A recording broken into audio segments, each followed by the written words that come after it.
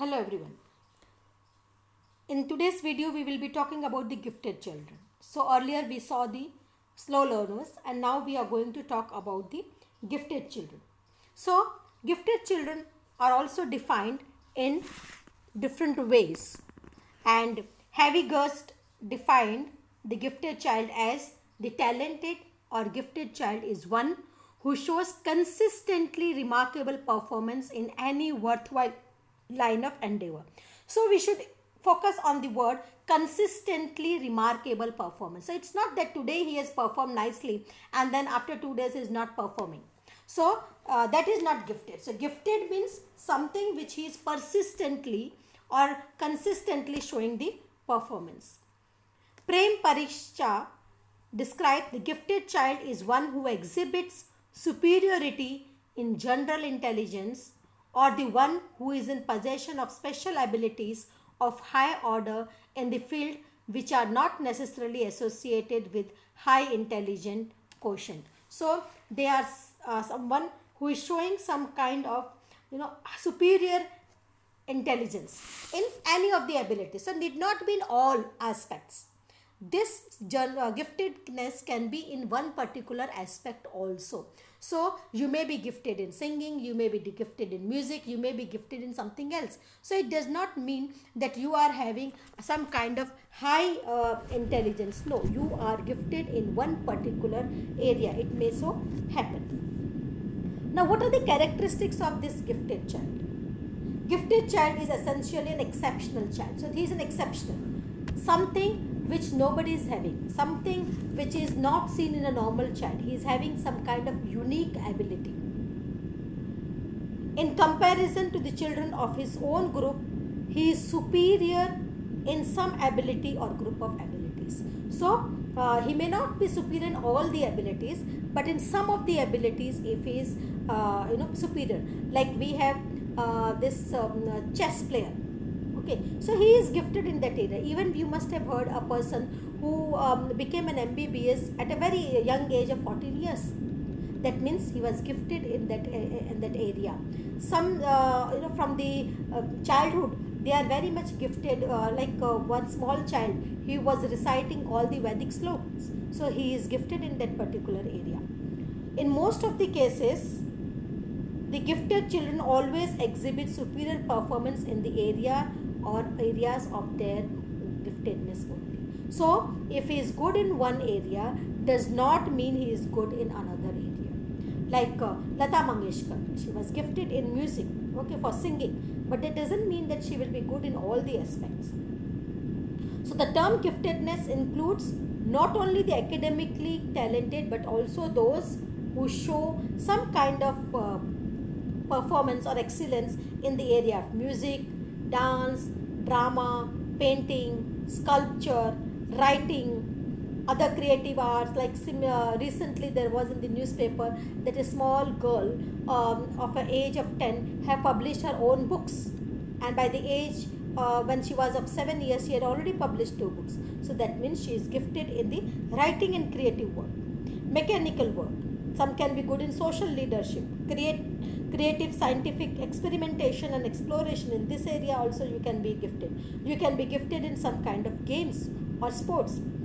So now it is very essential that a gifted child should possess a very high IQ, showing his superiority in general intelligence. So it is not essential that he may be having very high IQ. So giftedness does not mean that you are having very high IQ.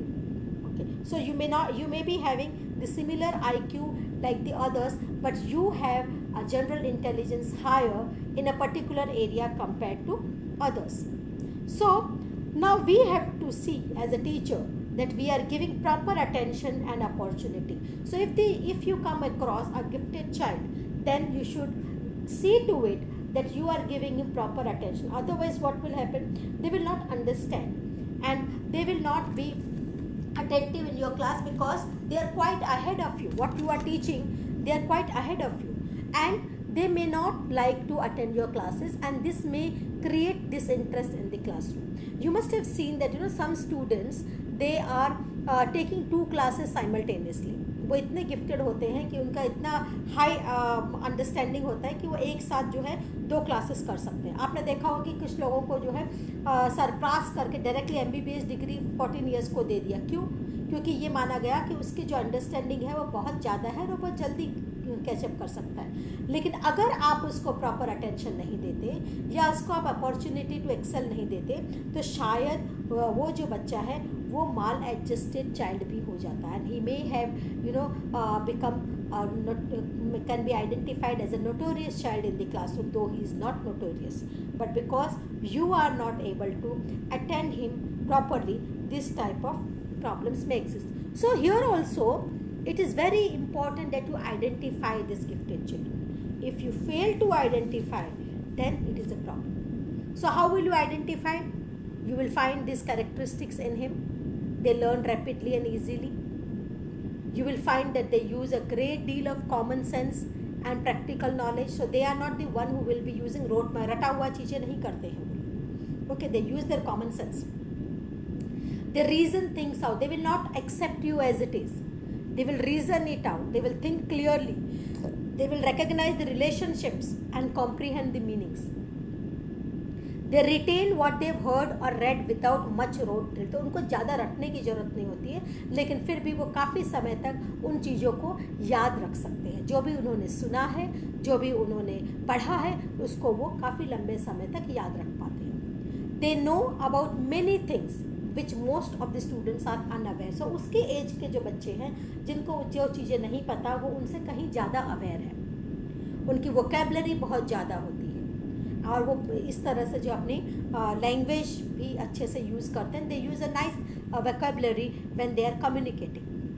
They can perform difficult mental task. They can read books that are advanced compare to his classmates. So जो high level की book, जैसे मैंने बोला कि वो जो है 14 years की एज में he was able to do MBBS. That means he was able to read the books which are advance in level. They can do some academic work 1 or 2 years in advance of the rest of the class. As I said, some students, they do 2 classes simultaneously. That means they have the capability to read the things which are in advance. They are original in their thinking, so they will never copy. They use unusual methods. जो routine में जो बच्चे करते हैं उनसे ज़रा हट के वो लोग अपनी मेथड्स यूज़ करते हैं. उनके थिंकिंग जो है, सोच थोड़ा अलग होता है. They are very alert, they are very observant, and they will respond quickly. They will ask many questions and they will have wide range of interest. So if you find this type of children, then you need to address them. If these children are left unaddressed, that means you are not able to tap their intelligence. So आप जो उनके potential को tap नहीं कर पा रहे हैं और ऐसे बच्चे जो है क्लासरूम के अंदर नहीं इंटरेस्ट दिखाएंगे. So we need to be very very careful. So we have discussed about the different types of individual differences which we see in the class. We see the children who are having learning disability, we have children with slow learners, and we have children who are gifted. Now for all these children, we need to cater to them and we need to attend to their individual differences. Now how we are going to address these type of differences, that we are going to see. So this is now catering and attending to individual differences, and here we are talking about all types of individual differences. It can be on the basis of their learning disabilities, it can be on the basis of the slow learner and gifted. So these are some of the strategies or techniques which are available to a teacher. One is grouping. What does grouping means? Grouping means you can group the children on the basis of their abilities. Create groups in the classroom. Okay. So when you are creating group in the classroom, you are creating the group on the basis of their intellectual ability, like all slow learners together, all gifted learners together, all some kind of learning disabilities if they have, then accordingly you will group them. So with this grouping, you are giving them some kind of assignment. So here you can cater to them very nicely because the group is created on the basis of their similarities. So by grouping, you can cater to them. Individualized instruction. Now if the children need some kind of individualized instruction, like if we see the children who are learning disabled. So there you cannot deal them in the entire class. They need a special attention. So in those cases, you can have individualized instruction. Even for slow learners also, you can give them some kind of individualized instruction wherein you will give them some kind of activity. उनको अलग से ले जाकर, because वो एक normal classroom के साथ नहीं समझ पा रहे हैं और आप उतना स्लो नहीं जा सकते हैं, तो आप उनको एक इंडिविजुअलाइज इंस्ट्रक्शन आप ले सकते हैं. उनको सेपरेटली आप ले जाके उनके पेस से आप उन्हें पढ़ाएं. Individualize instruction can also be used for the gifted children, not only for slow learners, because they are gifted, their intellectual is very high. So there also, if you are catering in a classroom, you have to teach on the basis of all types of children. Average भी हैं, slow भी हैं, gifted भी हैं. तो हम normally जो है एक एवरेज चाइल्ड को ध्यान में रखते हुए पढ़ाते हैं. इससे क्या होता है कि द गिफ्टेड चाइल्ड में बी लेफ्ट अनअटेंडेड. तो हम क्या करेंगे, गिफ्टेड चाइल्ड के लिए हम एक सेपरेट जो है असाइनमेंट दे सकते हैं. हम उनको separately high level of reading दे सकते हैं. We can address to them by giving some kind of high level of mental activity और some high level of advance books we can ask them to read और present. Guidance and counselling. So sometimes these children who are learning disabled, they need guidance and counseling. You as a teacher may not cater to their need because they need some special type of treatment, so you can use a counselor. Even slow learners also, they may lose interest, because we have seen that if they are repeating classes, they will lose interest, they are not accepted in the classroom. So in such cases, they need guidance and counseling. And even for the gifted child, once you identify that the child is gifted in a particular field, then you can guide him, you can counsel him. So this guidance and counseling is very, very important for catering to the individual differences. Bridge course. So if somebody is very, very slow and is not able to come to the level of the normal child, then you can have the bridge course for them, so that whatever they are not able to understand, then through that bridge course that can be taken care of. So here you will give them some type of extra learning to the children with the help of the bridge courses. Enrichment activities normally we give for the gifted children, because they are quite high in their understanding. So we can give them some kind of extra activities, some kind of extra material, so that their curiosity is being satisfied. So enrichment activities can also can be a strategy for catering to the individual differences. Infrastructural support. So infrastructural support, like when the children are having learning disabled, so they need some kind of infrastructural support wherein you will guide them, you will use some kind of visual, you will use some kind of audio material also. So if you are using multiple senses in your classroom teaching, like you are using some kind of technology in your classroom, then this infrastructural support will also help in catering to the individual differences. So if you create some kind of material, if you create some kind of audios or videos which the child can see at his own pace, so we can also take the help of infrastructural support when we are dealing with the individual differences. So with this we come to an end.